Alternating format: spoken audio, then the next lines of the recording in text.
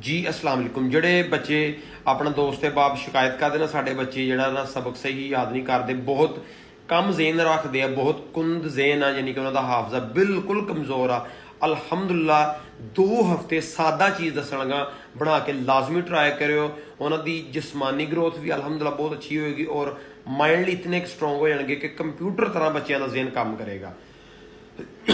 ਸਾਦਾ ਸਿੰਪਲ ਆ, ਖੁਦ ਬਣਾਓ, ਖੁਦ ਇਸਤੇਮਾਲ ਕਰੋ। ਕਰਨਾ ਕੀ ਆ, ਇੱਕ ਕੱਚਾ ਨਾਰੀਅਲ ਲੈਣਾ ਜਿਹੜਾ ਬਾਜ਼ਾਰ ਚੋਂ ਆਸਾਨੀ ਮਿਲ ਜਾਂਦਾ, ਉਹਨੂੰ ਜਨਾਬ ਅੱਛੀ ਤਰ੍ਹਾਂ ਸਾਫ਼ ਕਰਕੇ, ਸ਼ਹਿਰੋਂ ਹੀ ਭਾਵੇਂ ਸਾਫ਼ ਕਰਾ ਲਓ, ਉਹਦੇ ਉੱਪਰ ਵਾਲੀ ਸਤ੍ਹਾ 'ਚ ਇੱਕ ਸੁਰਾਖ ਕਰਕੇ ਉਹਦੇ ਵਿੱਚ 10 ਗ੍ਰਾਮ ਸੌਂਫ, 10-10 ਗ੍ਰਾਮ ਚਾਰੋਂ ਮਗਜ਼, 10 ਗ੍ਰਾਮ ਖਸ਼ਖਾਸ ਤੁਸੀਂ ਐਡ ਕਰਨੀ ਆ ਔਰ ਜਨਾਬ 3 ਗ੍ਰਾਮ ਛੋਟੀ ਇਲਾਇਚੀ ਦੇ ਬੀਜ ਤੁਸੀਂ ਐਡ ਕਰਨੇ ਆ। ਠੀਕ ਹੈ, ਇਹ ਸਾਰੇ ਕਰਕੇ ਉਹਨੂੰ ਹਲਕਾ ਜਿਹਾ ਆਟਾ ਲਾ ਕੇ ਤਾਂ ਸੁਰਾਖ ਮੁਕੰਮਲ ਬੰਦ ਕਰਕੇ 5 ਕਿਲੋ ਖਾਲਸ ਭੈਂਸ ਦਾ ਦੁੱਧ ਲੈਣਾ ਵਾ।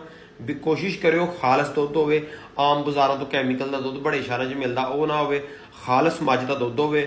ਕਿਸੇ ਦੇਸ਼ਕੀ 'ਚ ਲੈ ਕੇ ਨਾਰੀਅਲ ਜਿਹੜਾ ਜਿਹ 'ਚ ਦਵਾਈਆਂ ਪਾਈਆਂ ਉਹਦੇ ਵਿੱਚ ਰੱਖ ਦੇਣਾ, ਵਿੱਚ ਰੱਖ ਕੇ ਉਹਨੂੰ ਹਲਕੀ ਜਿਹੀ ਅੱਗ ਤੇ ਬੋਆਇਲ ਕਰਨਾ, ਪਕਾਈ ਜਾਣਾ ਇਤਨਾ ਕੁ ਉਸ ਨੂੰ ਪਕਾਉਣਾ ਵਾ ਕਿ ਦੁੱਧ ਮੁਕੰਮਲ ਤੌਰ ਤੇ ਖੁਸ਼ਕ ਹੋ ਜਾਏ। ਜਦੋਂ ਦੁੱਧ ਨਿਚਲੀ ਸਤ੍ਹਾ ਤੇ ਜਿਹੜੀ ਮੈਕਸੀਮਮ 1 ਪਾਉ ਦੇ ਕਰੀਬ ਦੁੱਧ ਰਹਿ ਗਿਆ, ਉਤਾਰ ਕੇ ਨਾਰੀਅਲ ਬਾਹਰ ਕੱਢ ਲੈਣਾ। ਬਾਹਰ ਕੱਢ ਕੇ ਉਹਨੂੰ ਨਾਰੀਅਲ ਨੂੰ ਕੱਟ ਲੈਣਾ, ਉਹਦੇ ਵਿੱਚ ਥੋੜਾ ਬਹੁਤਾ ਦਵਾਈਆਂ ਦੇ ਅੰਦਰ ਵੀ ਜਿਹੜਾ ਥੋੜਾ ਬਹੁਤਾ ਦੁੱਧ ਜਿਹੜਾ ਨਾ ਆਪਣਾ ਹਲੇ ਹੋਣਾ ਵਾ, ਉਹਨੂੰ ਜਨਾਬ ਅੱਛੀ ਤਰ੍ਹਾਂ ਖੁਸ਼ਕ ਕਰਕੇ, ਖੁਸ਼ਕ ਕਰਨ ਤੋਂ ਬਾਅਦ ਨਾਰੀਅਲ ਔਰ ਸਾਰੀ ਜਿਹੜੀ ਮੈਡੀਸਨ ਉਹਦੇ ਅੰਦਰ ਹੁੰਦੀ ਇਹਨੂੰ ਬਾਰੀਕ ਸਫੂਫ ਪਾਊਡਰ ਕਰ ਲੈਣਾ। ਪਾਊਡਰ ਕਰਕੇ ਅਗਰ ਛੋਟਾ ਬੱਚਾ 1/2 ਟੀਸਪੂਨ, ਬੜਾ ਬਜ਼ੁਰਗ ਆ ਉਹਨੂੰ ਫੁੱਲ ਜਨਾਬ 1 ਚਮਚ ਇਸਤੇਮਾਲ ਅਲਹਮਦੁਲਿਲਾ ਕਰਾ ਸਕਦੇ ਹੋ। ਰਾਤ ਖਾਣਾ ਖਾਣ ਤੋਂ ਤਕਰੀਬਨ 2 ਘੰਟੇ ਬਾਅਦ 2 ਹਫ਼ਤੇ, ਸਿਰਫ 2 ਹਫ਼ਤੇ ਲਾਜ਼ਮੀ ਟਰਾਈ ਕਰੋ। ਜਿਤਨਾ ਵੀ ਕਮਜ਼ੋਰ ਜ਼ੇਨ ਦਾ ਬੱਚਾ ਅਲਹਮਦੁਲਿਲਾ ਤੁਹਾਡੀ ਤਵੱਕੋ ਤੋਂ ਜ਼ਿਆਦਾ ਉਹਦਾ ਜ਼ੇਨ ਕੰਮ ਕਰੇਗਾ। ਬਹੁਤ ਅੱਛਾ, ਸਾਦਾ, ਸਿੰਪਲ ਆ, ਜਿਸਮਾਨੀ ਤਾਕਤ ਵੀ ਬਹਾਲ ਕਰਦਾ, ਲੀਵਰ ਵਾਸਤੇ, ਸਟਮਕ ਵਾਸਤੇ ਬਹੁਤ ਬਿਹਤਰ ਆ, ਪੱਠਿਆਂ ਵਾਸਤੇ ਬਹੁਤ ਬਿਹਤਰ ਔਰ ਸਪੈਸ਼ਲੀ ਹਾਫਜ਼ੇ ਵਾਸਤੇ